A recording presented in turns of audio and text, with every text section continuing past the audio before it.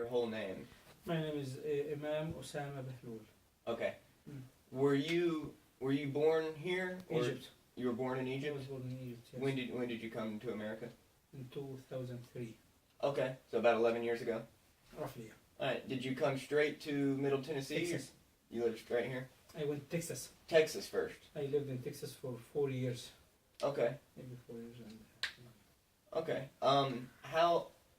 Do you notice any differences from the Islamic community in Texas versus Middle Tennessee? Well, there's a little bit of difference. The Muslim community in Texas is big. Yeah. Okay. We're talking about 175,000 Muslims in this Dallas area. Talking about 500,000 in Houston area. Oh wow. So when you will find Muslims in big numbers, you will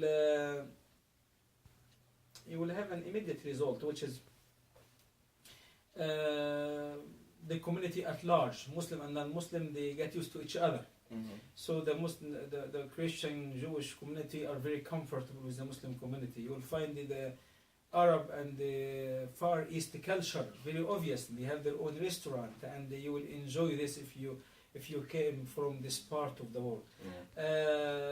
The younger generation, we are not talking about the second generation. We will be talking about third and the fourth generation of Muslim. So they are very comfortable, and they recognize themselves as Texan.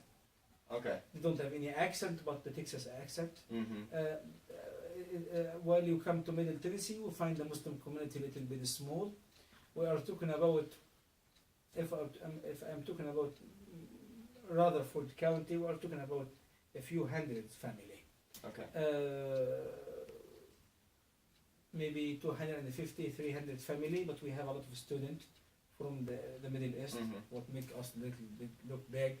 But in reality, what we have in town, maybe 250 family. Okay. Yeah. So the Muslim community, they have to do more work to reach out to the community at large. The community at large has to make it easy for the Muslim community, keeping in mind the struggle as a result of not only September the 11th, now we're talking now about ISIS and Al-Qaeda, and make it sometimes really difficult for Muslims and non-Muslims. And the best way moving forward is for everyone to extend the hand, for people to open dialogue, and for people to start talking with each other instead of talking about each other. But there's a difference between here and Texas, yes. Okay. And correct me if I'm wrong, but this center is one of the larger ones around Middle Tennessee, right? Size-wise, we have ICT in Nashville is big. It is relatively big. Okay.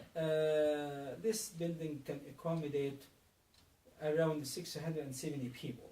Okay. Is this big number? I guess it's big. If it's a small number in your view, it's small. In comparison to churches in town, it is not that big of a building. We have churches multiply the size of this facility not only 2 times, 20 times. We do have in the city huge facilities. I think it's a reasonable size. Okay. I imagine that it's nice for some of the students coming that may have traveled, some of the Muslim students, to have this community to fall back on. You guys get that a lot with some of the students at MTSU, maybe from out of town? In MTSU, we have like around maybe 600 or 700 students. They are in different programs in Middle Tennessee State, and they enjoy having the Islamic Center. They come, sometimes they study even here. Some of them do that.